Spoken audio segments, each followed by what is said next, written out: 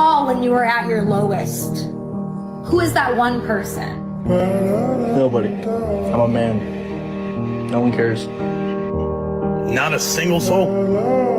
Nobody. No one. Because I'm all alone. I think I speak for a lot of people when I say that I don't call anyone. Speaking for the guys when I say this, literally no one. Y'all call someone? Nobody. Just nobody. Got no one to talk to, so nobody. Who cares? No one. I'm a man. No one cares. I wouldn't call anyone. I wouldn't turn to a single person.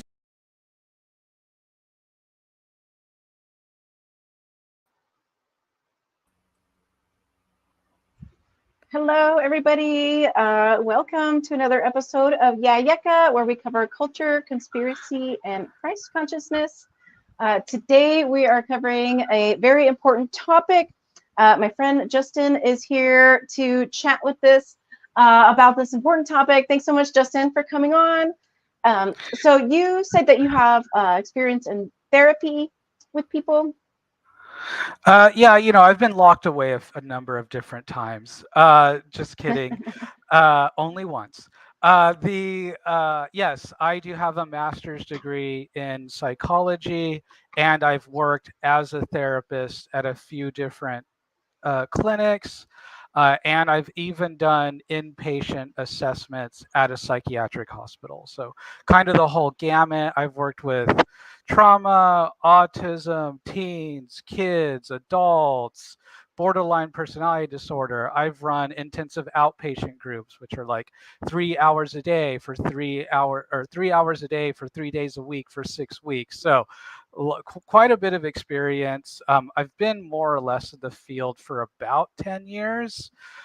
So I've seen a lot. I've heard a lot of tragic things, and my own journey, of course, as well. If anyone wants to hear any of that, but yeah, I don't know where you want to start with this. It's such a big topic that if there's a couple of key points that you want people to take away from today, we'll try our best.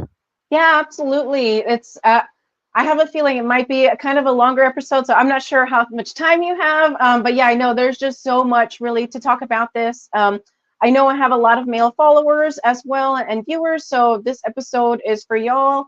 And just a lot of people don't know this, and I didn't know this actually, that it is Men's Mental Health Awareness Month in June, and it's overshadowed by a lesser important thing for the month, in my opinion, and I think a lot of my followers' opinions as well. But yeah, if you want to share a little bit of your story about, I'm sure it will lead into Carnivore a little bit, but if you can just share a little quick snippet of your story, that would be really great. Yeah. So I mean, tragic upbringing as many of us come from. Parents split when I was 2, living with grandma, substance abuse issues on parts of parents, and later in life myself.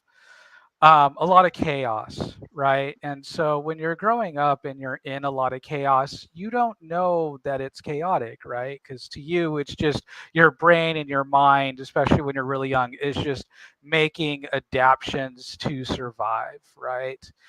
And so you don't realize how chaotic or harmful the environment was until way later in life when you start kind of looking back at things and you're like, yeah, it was kind of messed up. There's some conversations I got to have with some people. And due to that, at age 17, I did have an attempt. I was hospitalized for a few days. And what it taught me is I don't want to go back to the hospital. So those things that I said, I'm not going to say again. But it was an interesting experience. That I had a really good counselor that looked at me, talked to me for a little while, and was like, "Yeah, you don't need to be here." And so I was out in 2.5 days. So it sucked for the 2.5 days, but I'm glad I got out on early good behavior, however you want to pronounce it. I did enjoy the little art class. I do kind of always remember that. Then after that, graduate high school. My first career, like out of high school, with like after doing college or whatever, was actually a massage therapist. So I had like a massage therapist business because I knew in myself, and maybe you can relate to this. When you go through those kinds of experiences, you have a great desire to help others because you know how painful it is to either not have that help or the pain of just you don't want to hurt people. You kind of know that you don't want to do that, but you don't know what you want to do, right? So a lot of us, I think, gravitate towards the helping profession, having gone through a lot of traumatic instances, crises, what have you. So the massage therapy was cool. It was chill. But and no offense, my wife is a massage therapist, but no offense to their field, just not intellectually stimulated. And so I come across a commercial for like one of those online schools to get like a bachelor's in psychology. I turn in my first paper and they're like, oh, this is great, total A. Like it was a breeze for me to like write that up and turn in the paper. I was like, oh, maybe I have like a talent for this, And so just kept going through the going through classes and all that. And at the same time, exploring spirituality. I know this podcast, I know maybe your audience is more Christ centered. I am Christ centered now, but back then I certainly wasn't. And so it was kind of really the more new age. I was in a quasi cult. Maybe that's for another episode. I've got a great tattoo at the nape of my neck to show for those years. And so exploring spirituality while doing psychology classes, reading books, all that. I graduate with my bachelor's in psychology. And the thing about having a bachelor's in psychology is it's, oh, awesome. You got your bachelor's in psychology. Go serve drinks at Starbucks now because there's like no work for a person with a bachelor's in psychology. So I worked at Disneyland for a couple of years. Then I went back to school to get my master's. That took extra time to graduate in that because of like just personal things that I was going through at the time, and I had a car accident. And then I graduate and I start doing practicum, start seeing clients, what have you. I move states, kind of go in and out of the psychiatric field. Currently, I'm in it. Currently, I'm dropping the more clinical therapy and doing more like case management, social work for a few different reasons out here. So that's kind of the clinical as far as like that journey part of it. Now, mixed into that is, I'm diagnosed with migraines at age 20. And so that's really depressing because it makes it hard to work, makes it hard to focus. And when you don't feel good physically, it's a lot harder to feel good mentally, right? And emotionally. Like you're already at like -1 because you don't feel good. And that also kind of starts my interest into like holistic medicine. And so I go and see like a naturopathic doctor. I get put on like a bunch of supplements. I'm on like a paleo diet, no dairy, and no soy, no grains, no, it was gluten free, dairy free. That kind of helped. I do that for like 6 or 8 years. Like I said, I got in that car accident. So I was 30 when that car accident happened. My migraines flare up again. And I end up, Googling, seeing if anything new has come in any literature, anything like that. And I find the work of Angela Stanton for migraines. And she has like a carnivore protocol. And like she had this Facebook group, and people in the Facebook group would talk about like ZC or CD. And I was like, what the heck is ZCCD? Of course, me and you now being in it for a while, we know what I mean. Zero carb and carnivore diet, right? I was like, oh, what's that? And I had kind of heard about it because being in the therapy field, I followed Jordan Peterson. I've actually met Dr. Jordan Peterson, so that was really cool. And so I was like, oh, the thing that his daughter's doing. We're like, I wanted to try it, but I was like too scared of things getting worse. So I try it. And within 6 months, I had self-esteem. Like, I feel like my entire life, I didn't have self-esteem. And I don't know how to describe that. I don't know if it's other people's similar experience, where it's just like constantly throughout most of my life, despite all this psychiatric knowledge, despite going to therapy, despite listening to spiritualists, despite listening to this person, that person, trying this, trying that, it was just always this internal dark cloud that would just never go away, that just seemed to just always be hanging around.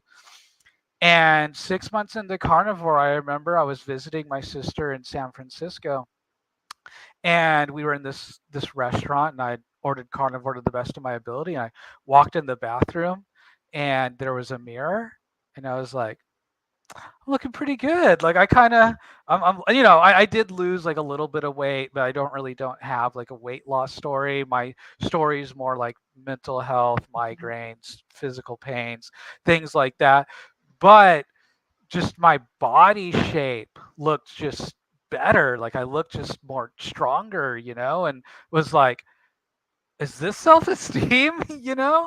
And from that point on, we all go through life, right? So there's always dips and valleys and waves. But for the most part, that stayed pretty consistent as far as well as like energy level. And now I've been carnivore for over 5 years. And 85 to 95% to 100%, somewhere in that range, depending on the day. But it's like I haven't bought like a meal of carbs. You know what I mean? I haven't brought carbs for myself here at the house. So, and mentally sharper, mentally more focused, more connected to myself and my body, more mindful. And just like that dark cloud is lifted. And yeah, I've got sad days. Yes, tragedy still happens, but it's that I know I can pick myself up. Whereas when you're dealing with mental illness and when that depression's hitting or anxiety or whatever you got going on, it feels hopeless. And so no longer having that hopelessness is a game changer in and of itself. So and it gives me, so the way I explain it to people is, if the metabolics aren't right, we can give people all these tools, do your deep breathing, do your journaling. Here's your list of cognitive distortions. Here's where you got to look in the past. Here's your trauma. We can do all that work and it will be somewhat effective, but it's going to be so much more difficult for them to do that work, because getting psychologically well is work. It is a job, you know.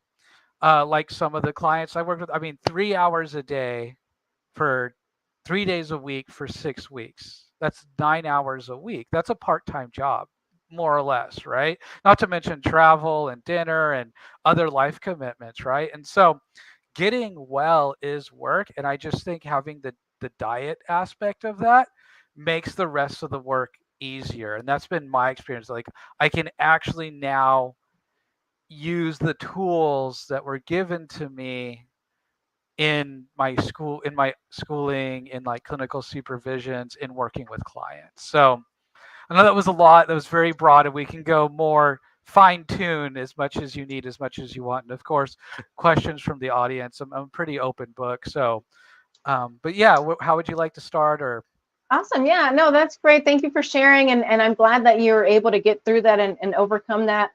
I know it's something that a lot of people struggle with, but today the main focus is the struggles that men have, for sure. So definitely will want to get into the food aspect of all this stuff, because like you said, like, I do think it has a really big role in our mental health. And so I have a few notes here just in regards to things that men struggle with. And every year, over 6 million men suffer from depression. A majority of suicides are by men. People diagnosed by 30 years old that are diagnosed schizophrenic, are 90% of them are men also. And and there's so much things that men struggle with that nobody talks about. And, because, when I was trying to do some research on this topic, I came across some videos talking about toxic masculinity, like, oh man, you got to man up and all this stuff. And it's like, that's, I just don't really like that, that phraseology. And so, I just kind of wanted to discuss about some of the struggles that men have and that people might not be aware of. And, I know a lot of things like that phrase saying like man up. A lot of women think that they want an emotional man, a man that expresses their feelings. First of all, no, you don't. And then second off, when a man does typically decide to show his emotions or be vulnerable with people, they're usually laughed at or just brushed off as it's not a problem. And and like that video that I played in the intro, it's it's asking, who do you turn to? And women always have somebody to turn to, but men are usually they keep to themselves. Even if they have guy friends, they don't really, it's not a common thing for men to share their feelings with other men. One, it's not really a main thing in their biology, but I do think that men should be okay and comfortable with showing their emotions and being vulnerable when they feel the need to. I don't think it should be an all the time thing. I don't think men need to be emotional and sensitive and all that stuff 100% of the time, because that's the majority of what women do and how they're built. But for men, both men and women, like, women are mostly feminine with a little bit of masculinity if you're healthy. And then for men, you want to be mostly masculine, but you still need to have a little bit of femininity. And I think, tapping into being able to share your emotions and being vulnerable at times, especially if you feel like you're struggling, I think is, something that men aren't really taught, and there's a lot of reasons of why men hold in their emotions. And I think a lot of it is tied to childhood trauma, like you were saying earlier. You don't know how bad it is until later on, and you're looking back and you're like, oh my gosh, that was horrible. I thought I had a great childhood, but my parents were arguing, or my dad wasn't there, or all these issues. You look back, and I think a lot of it is tied to childhood trauma and just the way that we were raised. And and although our parents did the best that they could, we have a lot more information nowadays, and now we know better. And it's just a really big, important topic that I wanted to discuss, and just ask, in your experience helping others, what are some of the main issues that you have seen, like a pattern in with men, with the people that you've worked with? Yeah, so it's more rare for a man to seek mental health help. So to have a man in front of me is typically kind of rare. And on top of that, it's typically my wife told me I had to be here. My mom told me I had to be here, which takes to this broader point of, and I don't know if you agree or disagree with this, but our current society is gynocentric, um, in that it's female rule. Like, yeah, there's men in positions of power, but men pay 60%, or like men pay like 60% of the taxes, and then women use like 60%, the 60% that the men pay, right? And so like all of us guys are supporting women. Now the natural order is for us to support our wives and children, but due to government, due to intervention, due to these distortions in our modern world, it's men are being drained to support strangers, and that's even more relevant in the simp community, or the I don't know. I know you're on YouTube and many different, so I'm trying to be careful. It's okay if I get banned somewhere. It was meant to be. So it's all free speech here. the OnlyFans community, all that stuff. It's men that are putting resources into these women. They're kind of getting something, but not really. But it's like they're supporting women. So even that's like gynocentric, right? Is like women are getting more benefit out of that, and men are taking a huge loss to their mental health and to their social skills. and to their ability to have a wife and family. Like there's all that cost there, right? Um, and so men and you were bringing up statistics earlier where it's like we're at a time now where women hold more college degrees than men currently. And I think that echoes across all levels. I think even in the doctorate level now. Don't quote me on that though. But I know for sure at the bachelor and master level that's true. And a lot of that is, the social work fields, the nursing fields, what have you. Um, and due to that, we're having this displace of men. And so we've got these internet communities that are rising, right? MGTOW, right? Men going their own way. You've got the incels, right? The incel groups as well. Um, and all of this is the screaming and crying of men that, like you said, may have gone through trauma, maybe were abused, and maybe abused by women, right? Abused by a teacher, abused by their mother. Um, and that's the only place they can feel to cry out because, again, most of the therapists are also women, right? And so it's like the solution, the cause, not cause, but the cause to my problems being women, and the solution is for me to go talk to another woman, is what I'm being told here. And I think there are some fantastic female therapists. I had an amazing female therapist that helped me with a lot. I think some things though need require that masculine touch, and I think it is a broader issue of men being displaced in our society due to I think one part's government, one part's cultural, one part's like immigration, you know, um, and men I think feel at their best when they can provide, and it's just like, who do they provide for? What's it worth? Is it worth it for me to slave away at this job? I think these are a lot of the real questions that men are facing. Um,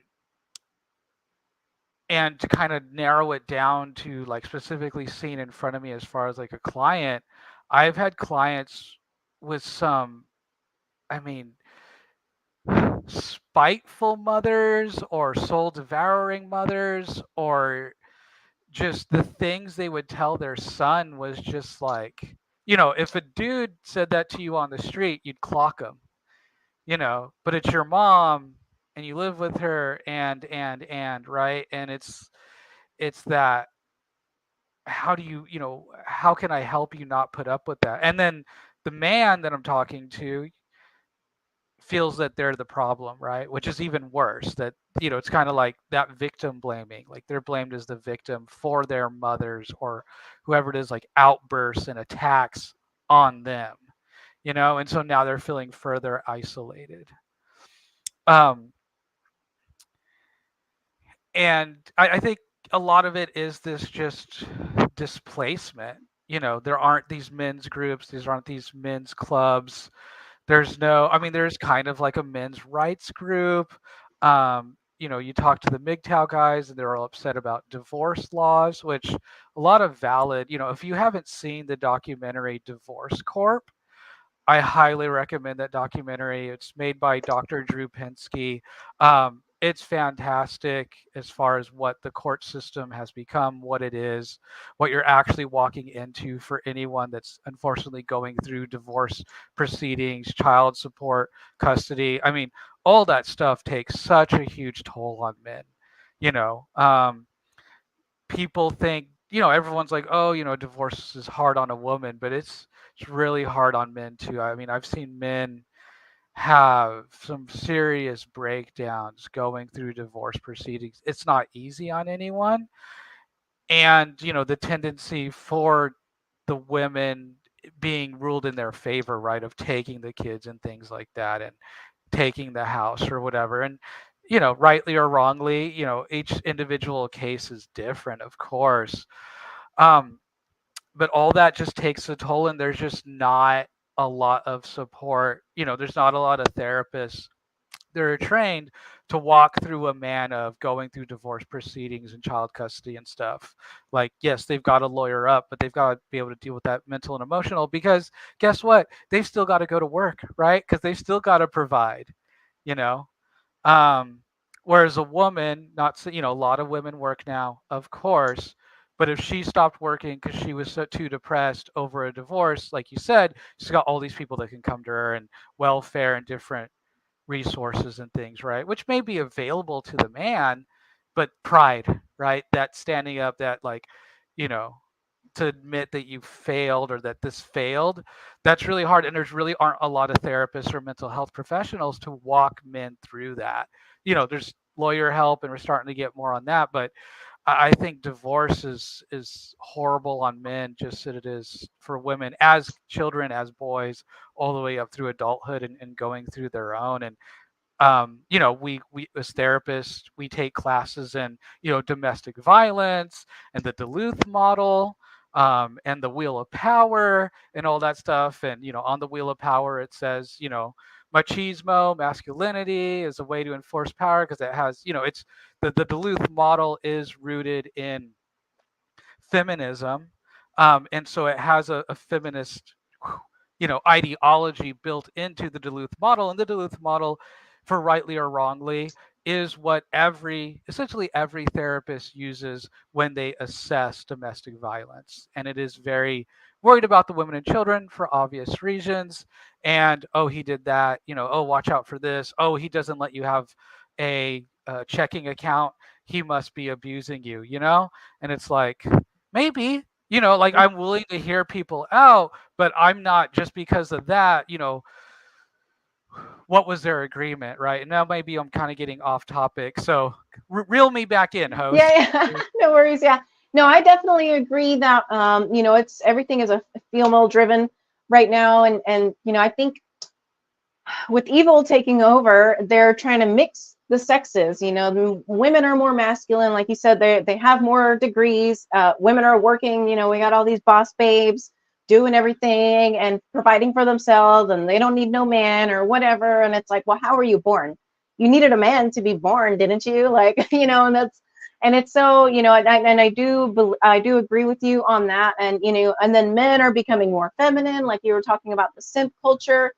I think that is so feminine for men to just, to be giving into stuff like that. And it's not masculine at all for a man to be sleeping with multiple women and being, with a bunch of women and stuff like that. And I think doing things like that also, simping and trying to just hook up culture, trying to be with as many women as you can, or try to get the hottest girl you can. I think that plays a really big role in men's mental health because you see a lot in society and on social media and stuff that men can only be loved conditionally.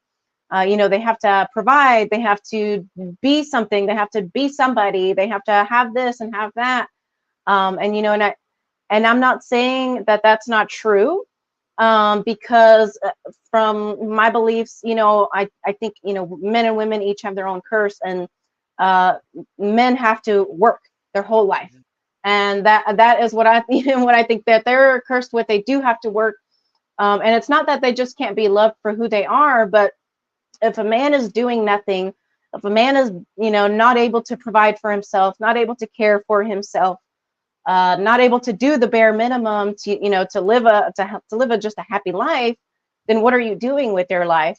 Like what are you doing? Like you're not creating anything for yourself. You're not giving anything for yourself. I just think it's something that I want to bring awareness to, like, that it kind of is like that way. I don't know if you agree. You can share your thoughts, that men are loved conditionally. And what do you think about that? Yeah, and I think to a degree it's right, to be loved conditionally. I've got a wife, I've got a kid. He's 9 months, and if I wasn't bringing home the bacon, my wife would leave me, and then like it would just be an obvious choice, right? Like, 'cause you get like safety and security things, and some women support their men, and I think those people typically end up getting divorced as well. So it ends kind of one way or another. And that, like you said, that's like our curse. Our curse is to work. Our curse is to, till the fields, protect and provide, and I think when we're in our masculinity, when our diet's right, when we're facing our demons, I think we feel good to do that. Most men like to work, and now it takes place in many different ways, but men's passion to create, to move forward, to aim, right, to always kind of do better, and not in a keeping up with the Jeffersons kind of way, but better for yourself, better for your family, and of course, everything in moderation, everything in balance, right? And I do want to roll back to one thing you said about men being emotional and over emotional or all up in their feelings. And I think there's a disconnect there of emotion and connection. And you can be very connected to a person without having to be overly emotional. You know, um, you can sit on in a couch watching a movie with somebody and still have a feeling of connection, right? And a feeling of presence. And I want to say that I think women can sometimes feel that they're not connected to their man because he's not showing like the emotion, you know, or it's that thing which is hard to do of very lovey-dovey in the beginning of a relationship, the honeymoon phase, and then kind of fading out to what feels like indifference when it's just being comfortable, right? And so, and men can show their love in different ways too. I bought my wife green tea mocha frappuccino yesterday, while I was out like running some errands. And did I wake up this morning and be like, oh, I absolutely love you, honey. You're the absolute most, sorry, that doesn't happen, and it might be kind of weird if I did that like every morning, right? Right. And so, but I know that she likes green tea frappuccinos. Um, so I brought it to her. It was a hot day, what have you. And it really could have gone either way, honestly. Like she could have rejected it. She could have liked it. She could have saved it for later. She was actually genuinely happy that I brought her the green tea frappuccino. And I didn't say, I love you so much that I brought you the green tea frappuccino, and men can fall into that trap of doing things like that because it works and then feeling resentful because they feel like they're just an ATM, right? Right. And I think also if women, like, thankfully, she accepted it and was happy about it. I think on the women's part, if you do have a man in your life, when they do give you something, I think it's really important for their mental health to be very gracious, especially if you're in a relationship with somebody. I am like a big believer. If I'm in a relationship with somebody and they give me something, I'm going to praise him, because men like that. Men like to be shown gratitude. Nobody says thank you nowadays. My dad was saying that the other day. He's like, nobody says thank you anymore. And so, when he said that, I do, I do try to say thank you. So I try to say it even more now, and just be more thankful. And on the women's side, I think there's just little things like that men don't ever see. And that I think that's a way that they can easily build resentment, is because they're not being shown gratitude, or the women just get used to them being bought something all the time, and they don't say thank you, or they just say thank you and then just brush it off like it's nothing. And I think that plays a really big role in hurt, and how it can hurt a man, just brushing off something, because like you said, like, you're not going to go and be like, oh, I love you, you're the best, blah, blah, blah. But you are going to do what you think is a really nice thing, and that is going out and getting her something that she likes, which, it's very thoughtful. It's not like you just, like, you were already going to Starbucks and it was an afterthought, like you went and did that specifically for her. And I think, that's a really great, that's a great way to show her your love. And, like, because men aren't going to be all sweet and lovey-dovey like that. They're, if you're a masculine man and you want to, be in a masculine role, it's not normal for you to be like, oh, I love you, and all that sweet stuff. And so I just wanted to make a point, like, for women that are watching this, that do have a man in their life, when they do little things like that, it's very important to be grateful for it, because, like, I think the trouble that men have with their mental health nowadays, it is a big part. It is I don't want to say it's all women's fault, but both sexes have a big part in it, and how the state of men's mental health is nowadays. Yeah, and for a clearer picture of this, there's a book written by Stefan Molyneux. I don't know if you're familiar with the work of Stefan Molyneux or not. He wrote a book recently called The Present, and there's a fantastic exchange in that book between between a woman and a guy that she's interested in who's kind of like MGTOW, and he's telling her like, so what time did your dad get up and go to work? And she's like, well, he always got up at 5 a.m. and he was, at work until 5 or whatever it was, right?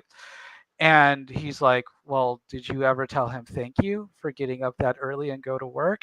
And she goes, well, no, I mean, he just knows. He just knows that, we appreciate what he does. And so yes, do not take the men in your life for granted, please. It's so we are kind of robotic in that we'll get up, just go to work, and we will kind of trudge along quite a while without a thank you or appreciation.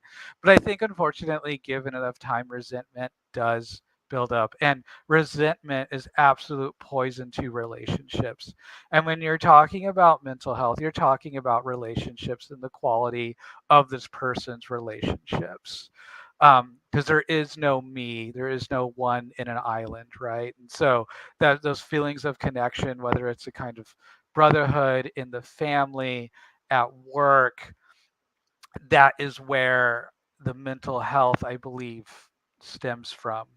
Whether it goes south or stays good is having those relationships, stable relationships, supportive relationships, people that you are all on like the same mission with.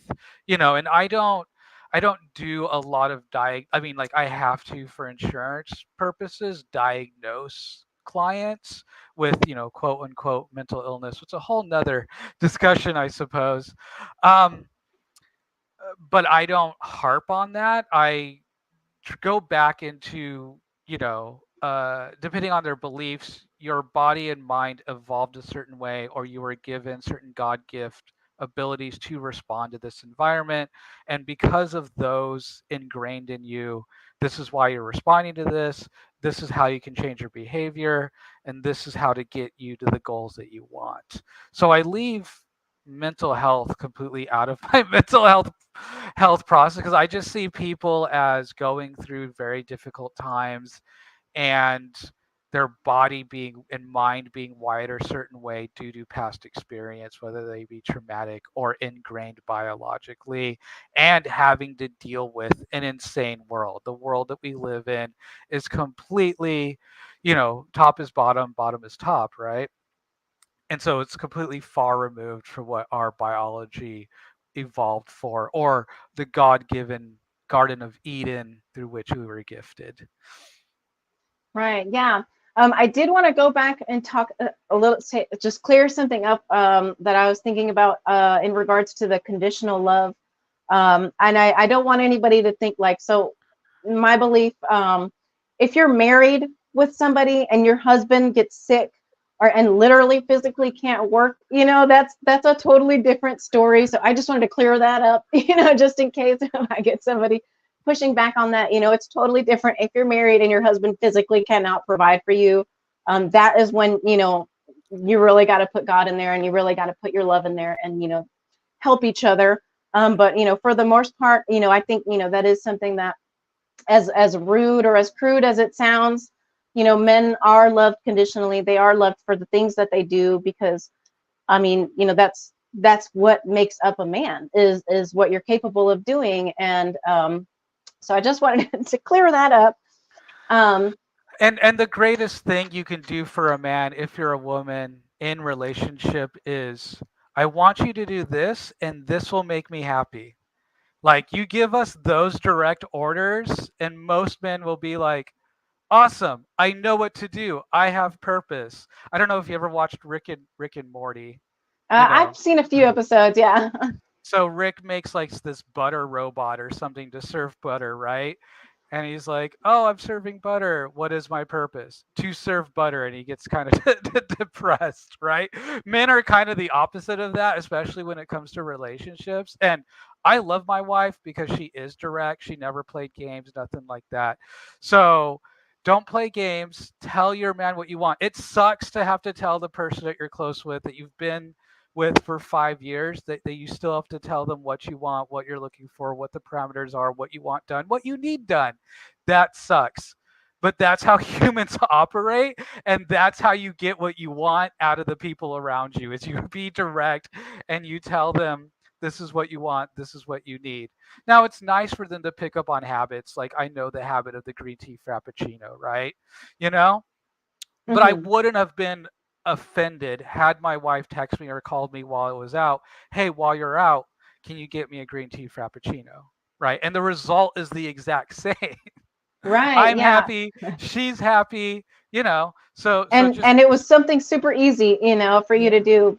But does it really suck though? A lot of women, um, are they always expect men to read their minds, and it's really just as simple as just, hey, this will make me really happy if you do this, or I love when you do this, and it's so simple. You would be like, what? That's it? That's all I got to do? It's like, yes, that's really all you have to do, because going back to the conditional thing, men love to provide. That's what they were built to do. That's how they were made.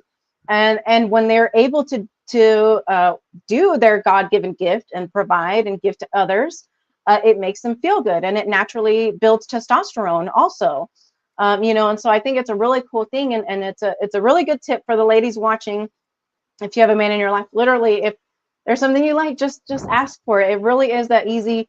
And don't build resentment up just because he can't read your mind. He is not a mind reader. And so, and I know that's something that's like really popular in the culture. Like, women just like, oh, why can't he just do it? Or if he could, he would. And it's like, but does he know that he could, or does he know that you want that? Or, and like women have bashed men, for years. Like, they think they don't need a man, and they've put men down so often. And it's I think that's the curse of Eve, and that's the women's problem, that they have that sharp tongue, and they can really break down a man and tear down a man, like how you were saying, the men that have come to you, the things that their mother said. That's a woman, and tearing down your own son just because, oh, he's my son, I can say whatever. It's like, no, that's a child. First off, you don't say that to any kind of child. And I know some similar stories like that too. And unfortunately, the curse of Eve has just really worn down the men over the years, especially with women coming up and all that stuff. And so I kind of want to talk a little bit about the things like how we were talking about, just things that women can do to help the men in their life make their life a little bit easier, help reduce some of that mental stress. Because like you said, like, men have to go to work. Like, you have to work. It doesn't matter, no matter what, especially if you have a family, you have to provide for them. And it doesn't matter what kind of struggles they're going through, you still have to go to work, and you still have to provide, and you still have to do all these things. So if you're a woman and you have a man in your life, just kind of be aware of how you talk to him. You can ask a man the same question in two different ways, and one way he's going to want to help you. The other way, he's going to help you, but he's not going to really want to be doing it because you probably yelled at him or said it to him in a condescending tone, or however. Like, the way that you actually speak to men is very important. And and I think it plays into women being more masculine nowadays, and it's something that I've had to work on a lot over the years. Even nowadays, even though I'm a lot more feminine than I was, sometimes I feel more masculine than a majority of men that I know. And it's so crazy that we're in this world where men are struggling in silence, and nobody is talking about it. And so that's why I really wanted to talk about it, even though it's the end of the month. I want to keep bringing awareness to this. I hate that I'm a woman having to bring awareness to this, but I just hope that it helps inspire men to just be okay with going to share your feelings, even if whoever, if it's a family member, a friend, a stranger online, or whoever. It's okay to share your feelings sometimes. It's okay to try to work through those emotions, through that pain. You don't have to do it alone. There's people out there that want to help you. There's people out there that love you, that want you to live a happy life. They don't want you to struggle, and they don't know that you're struggling either, So I think it's important, to let the guys out there know that it's okay to seek help. You're not the only one struggling. Those numbers I gave out earlier were massive numbers of how much men struggle. And and I just want men to know that it's okay to have emotions. It's normal. It's okay to want to work through them. A lot of it is tied to childhood trauma. But I kind of want to talk a little bit about the diet part aspect. I guess we can go through some tips of how to kind of, if you are a man struggling and you want to get on your feet and you don't know where to start. Also, that's something that I saw on social media when I was researching this, that some men, they're told to share their feelings, but they don't know how to share their feelings, And so I want to get your thoughts a little bit about diet. Everybody here knows that I'm a big meat advocate. So, obviously, I think diet plays a big role in mental health.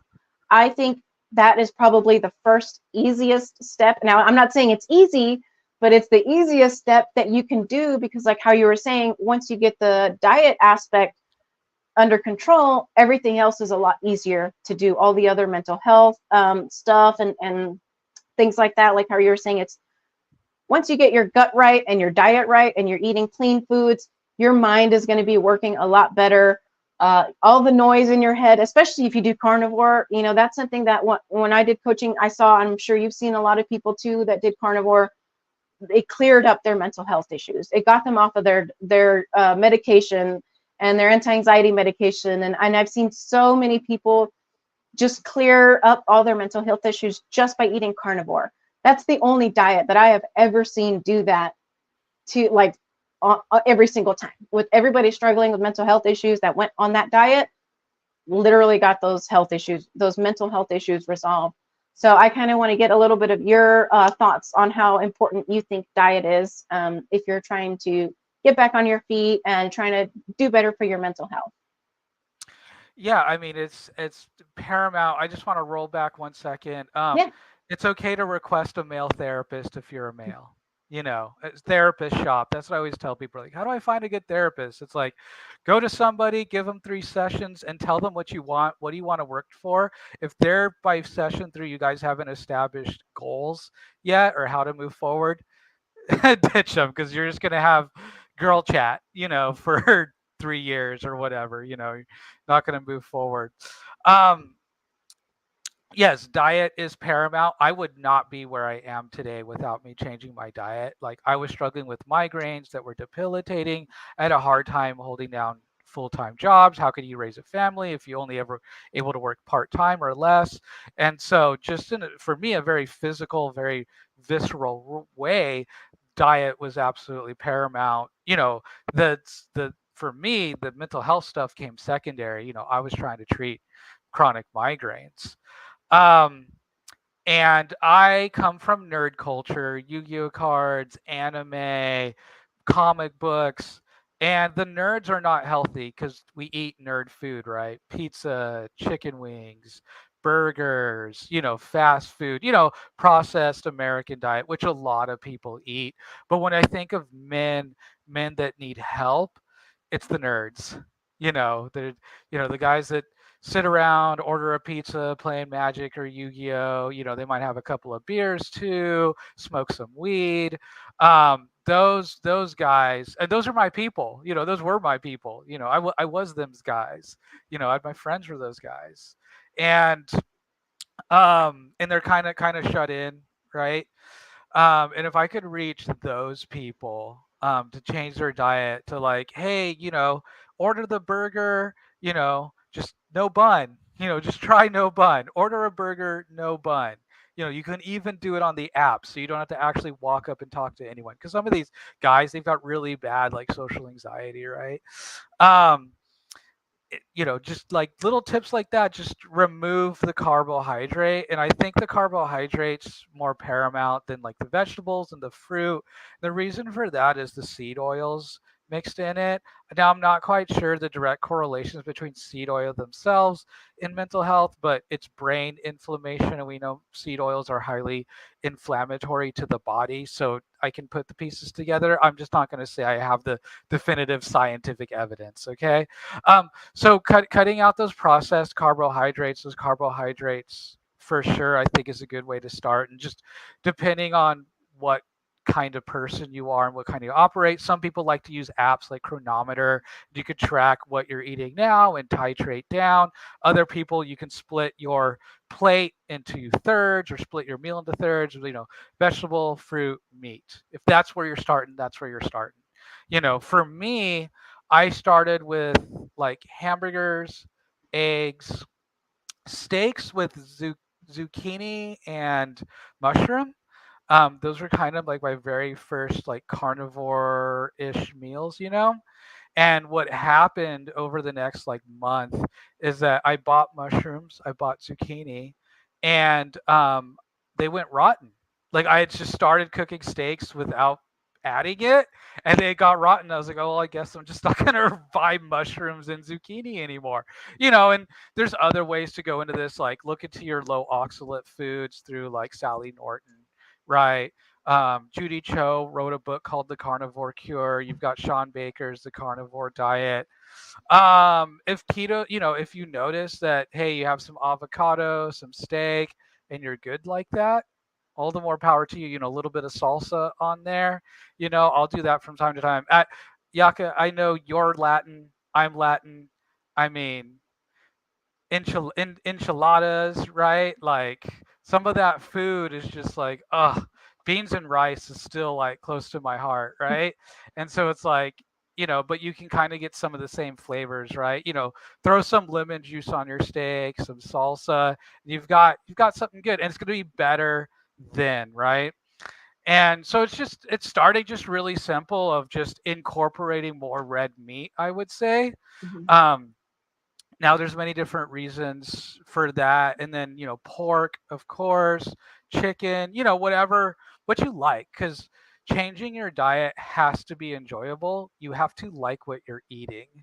If you're just totally white knuckling it, you're not going to have a good time. So it has to be fun. And there's so many creative carnivore recipes out there. I would say the number one thing is learning how to cook, learning how to just throw a thick steak, 5 minutes on one side, 5 minutes on the other side, done. It's medium rare, you know, like Right. boom, Yeah. throw some salt Hmm. on it. There you go. And you'll feel more confident, right? So these men, instead of ordering things out, they'll have more money or whatever, and they'll feel more comfortable because they'll have learned a skill. It's like I can cook a steak and I can cook a steak medium rare or however you like it, right?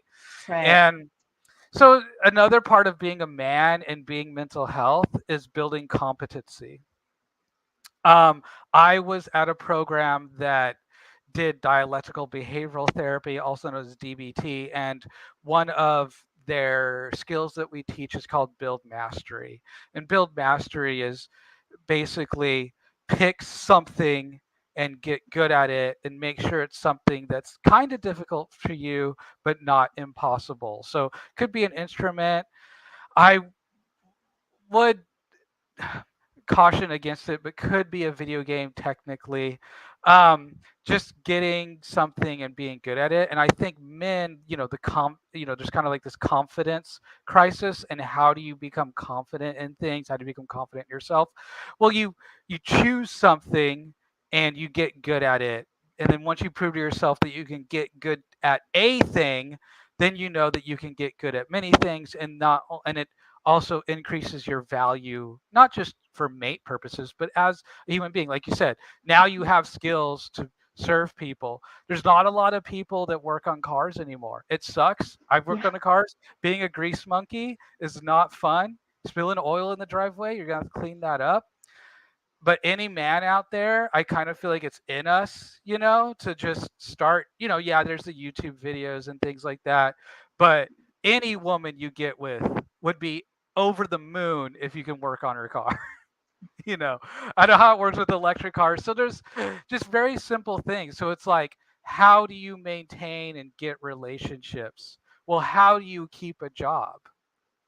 Provide value, don't be a liability. Same thing. I'm not trying to make it transactional or whatever, but life is simple. There's just these very simple tasks that we've all complicated. And it's just like you look at the people in your life and you say, how are these people providing value to me in my life? That's the first question.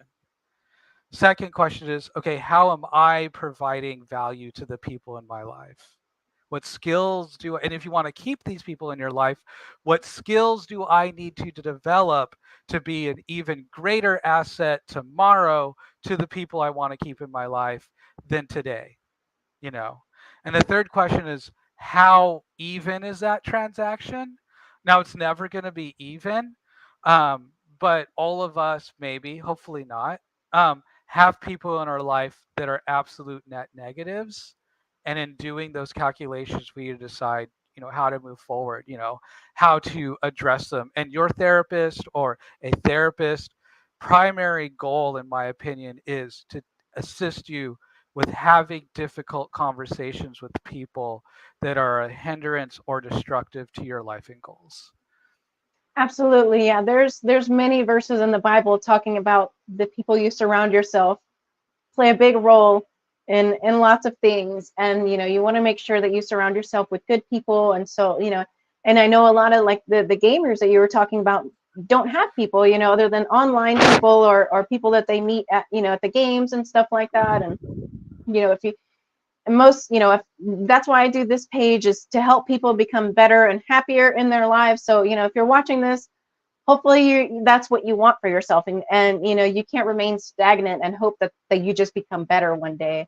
And going back to the diet, I think focusing on red meat is the first step. Definitely just try to, if you don't want to change what you're eating, just do that one thing and just like double or triple the amount of red meat that you are eating. Because I don't know who it was one of those carnivore doctors talking, I think it was Sean Baker actually, that shared something, how men and women don't eat enough protein. Minimum of the average man eats 100 grams of protein a day, but they weigh on average 170 plus pounds. So they need to be eating almost double the amount of protein. So I think that's a really good start. If you don't want to get rid of your beers or your French fries or your buns or your whatever, double or triple up on the red meat that you're eating, and you might start to not crave that other stuff as much, and you might start to feel a lot better.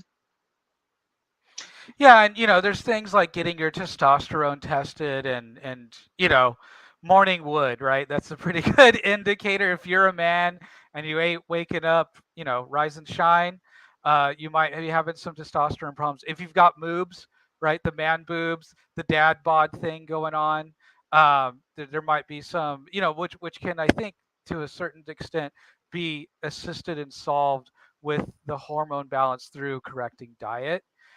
So if you've got some of those issues, if you're struggling with impotency, right? Because hey, mental health, men, if you're feeling depressed, you're probably going to have some difficulty in the bedroom. you know and so start there.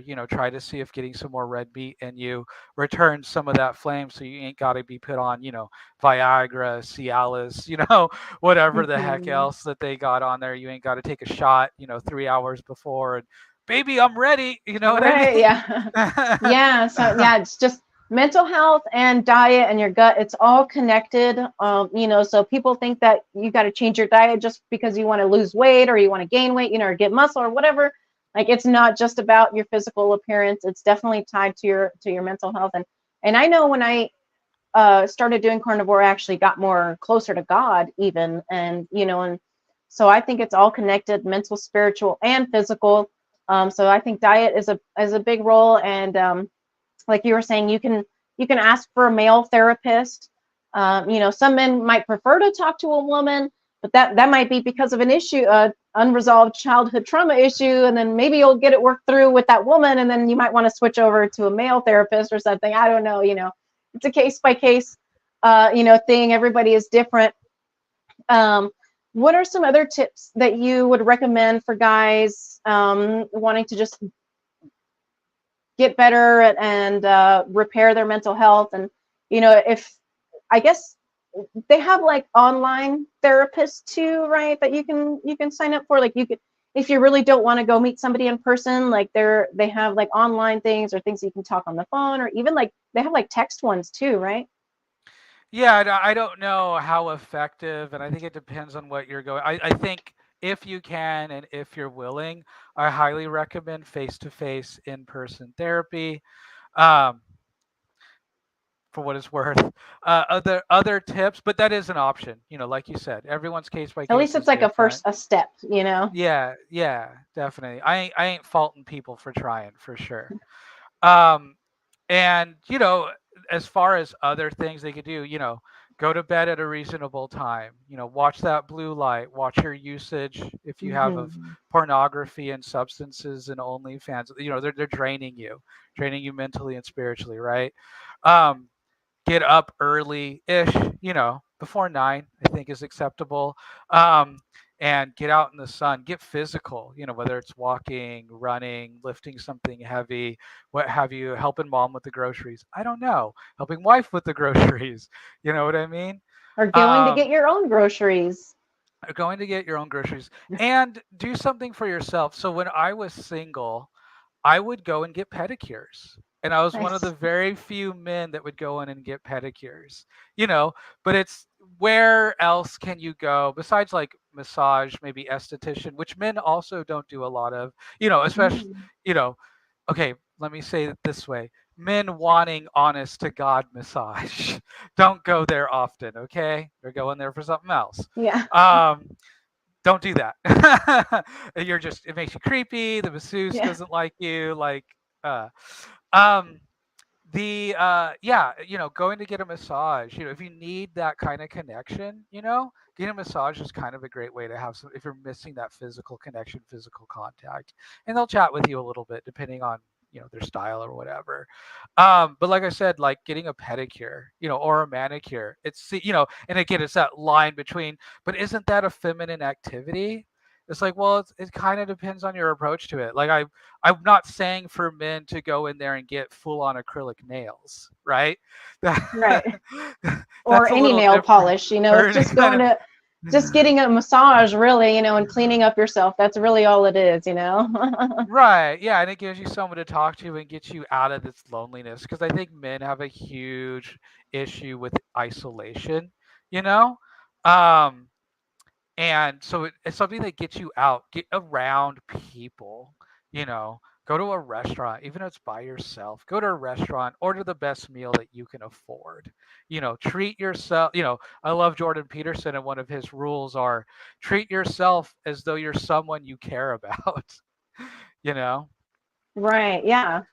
And so it's just finding stuff like that. I think being around community, there's the whole meetup thing, and it can be positive if it is a group of like D&D type people. I think those social activities, um, and finding other men. I think connecting with other men is so important. That could be a church.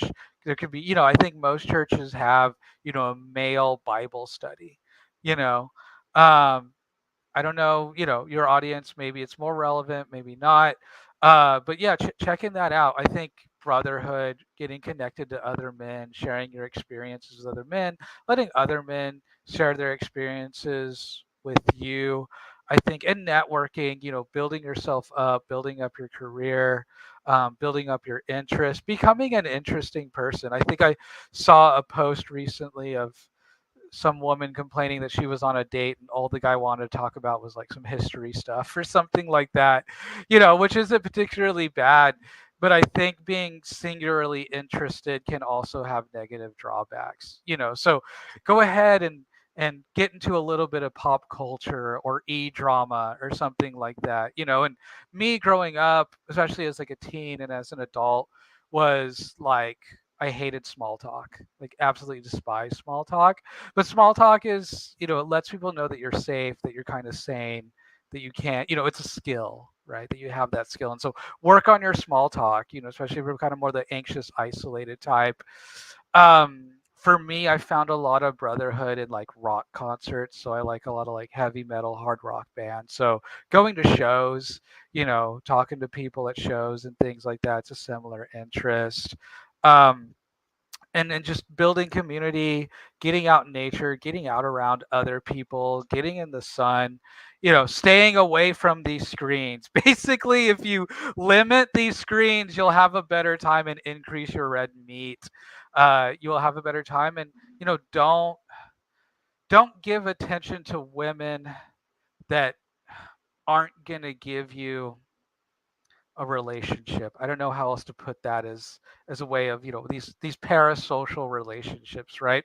You can donate to Yecca, you can show up to the wolf pack, all that stuff. She's good people. I'm absolutely certain she provides you a lot of value. But there's a lot of, unfortunately, women out there that are doing negative means on that Eve side to drain you of finances, drain you of your energy, drain you of your, that you could be using towards building a family, building community, building up yourself, building a career. Men are builders. That's why I keep saying build, build, build, Hmm. build yourself up, build your body, to the strongest, the best that it could be. And I think that will help usher you into manhood. And another struggle in our current society is not having rites of passage, right? From childhood to teenhood to adulthood, you know? Whereas I think even in like the 1970s, a father would buy their son like a beat up car and like tell their son, hey, you get your license and you fix this car and you can have the car. You know what I mean? Like we Hmm. just don't have any of that going on. I'm not even sure in the computer space there's an equivalent. Unfortunately, our life is going to become more and more computer interactive, right? And so we're going to have to take it more and more upon ourselves to make sure we are interacting with the physical, real God's reality, beyond our screens and beyond our doors. Yeah, absolutely. I agree on all those tips. Especially, men aren't taught that it's okay to do self-care stuff. And, like how we were talking about, like learning how to cook, that is self-care. Teaching yourself how to feed yourself, that's actually self-care.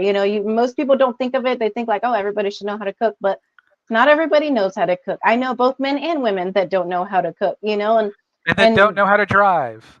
yeah, and then there's simple things like that. If you don't know how to do that, like teaching yourself and learning how to do that, that is a form of self-care, because like you said, it will help build you up as a person, and it just adds value to who you are. And I think the self-care stuff, it's not like, men don't need to be doing self-care 24/7, because you have to work also, you have to do all these other things as well.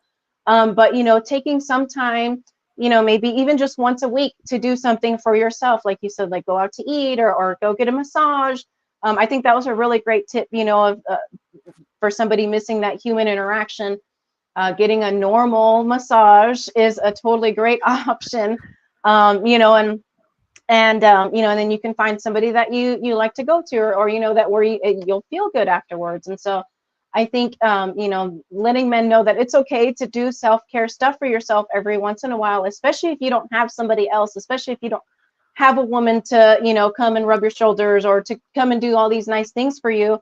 If it's just you by yourself, you're going to have to take care of yourself, and you don't have anybody else to do those sweet things for you, so you have to go out and get them yourself. And I think it's important for men to be able to be comfortable in doing those things for themselves, because I think that plays a really big role in how it affects your mental health, and the community aspect too.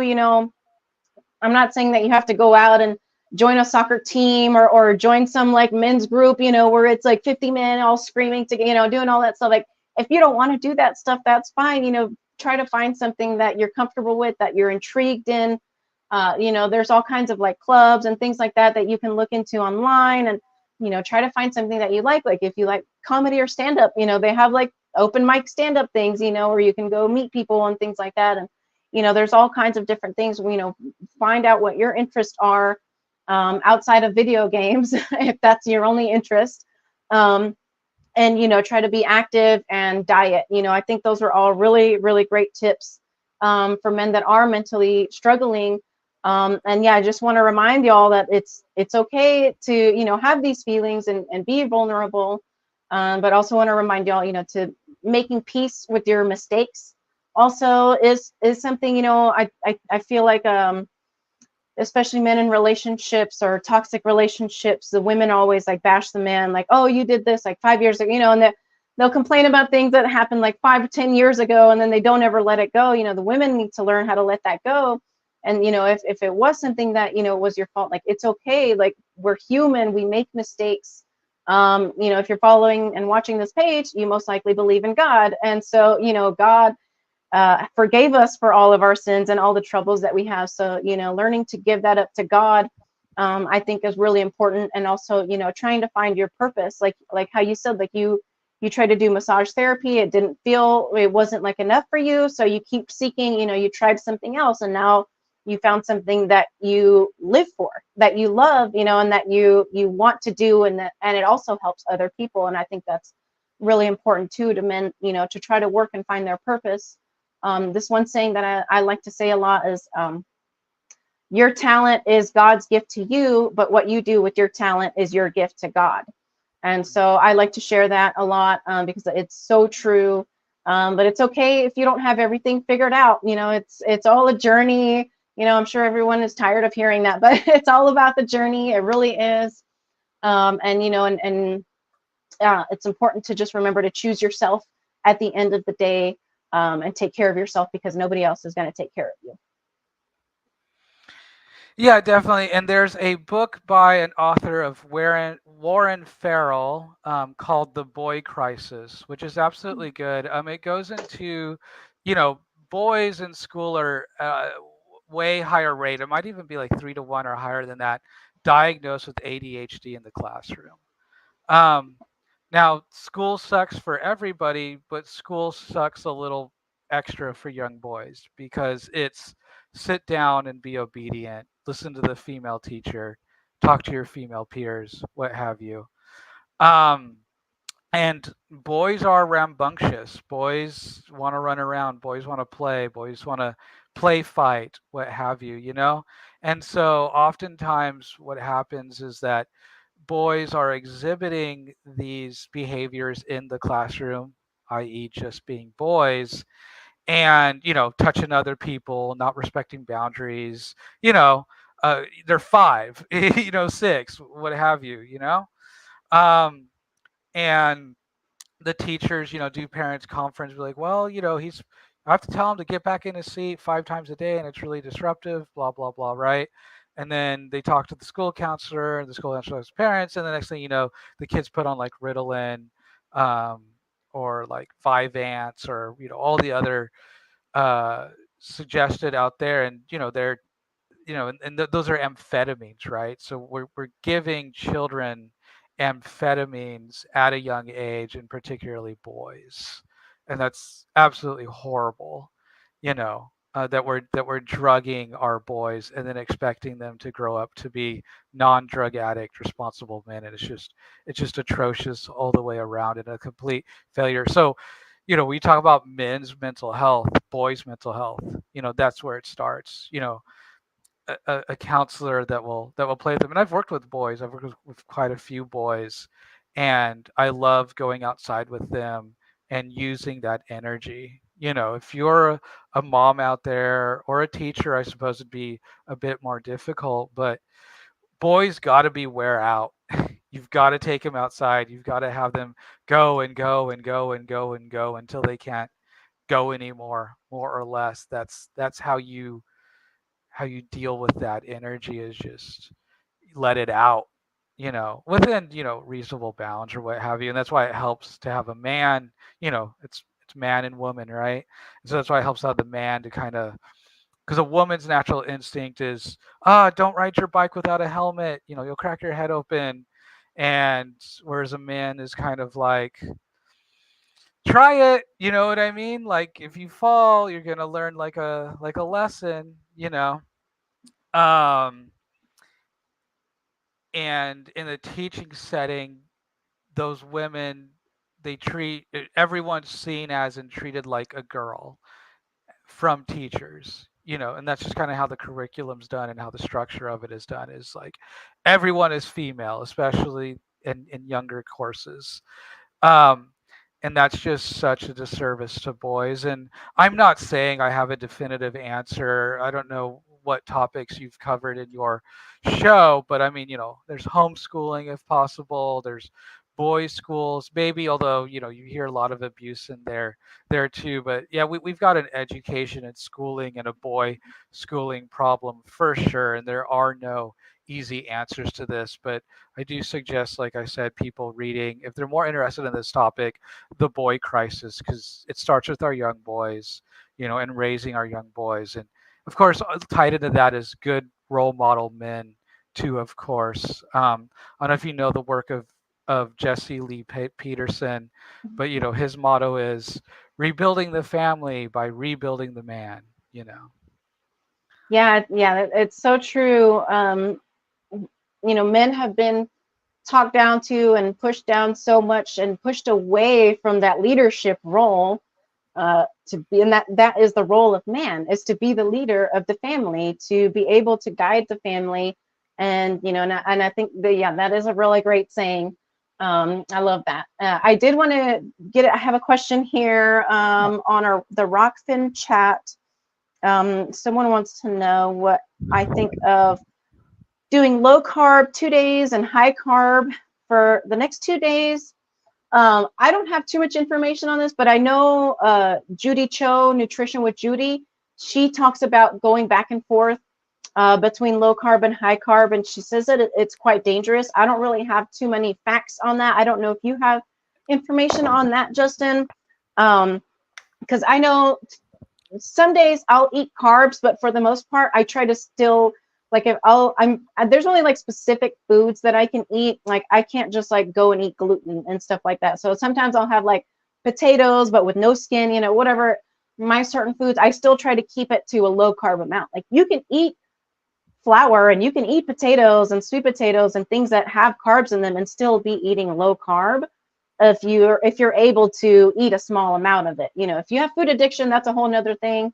And I don't want to get too much into that topic, because that's not really what this episode is about, but I can definitely talk about it on another episode. But I from what I've heard from a nutritionist, one of my favorite nutritionists, Nutrition with Judy, she says it's pretty dangerous for the body to be switching from fat burning mode to carb burning mode. So I would recommend to try to just limit the carbs if you are going to have carbs, a couple days a week, and still try to keep it like under a certain amount where it's not pushing you all the way out of ketosis. Do you have any information on that, Justin? Yeah, so it sounds like carb cycling. Mm-hmm. And typically people do it for like athletic performance. Right. Now, how much improved athletic performance due to doing this person actually gains, don't know. I mean, some of the new research is coming out that staying straight keto carnivore keeps the athletic performance really high and doesn't seem to be necessary to have carbohydrates. Now, when you get into things like marathon running and things like that, there's the jury's still out. So my question, and if they're still there, feel free to answer. If you're not there, maybe you can get back another time. But how much carbs are we talking about? What is the purpose? What are you trying to accomplish through kind of doing this carb cycling? Are you trying to titrate yourself into a new diet? Is that why you're doing it? So I feel like it's one of those things that of like needing more information. There's not enough Right. information in it.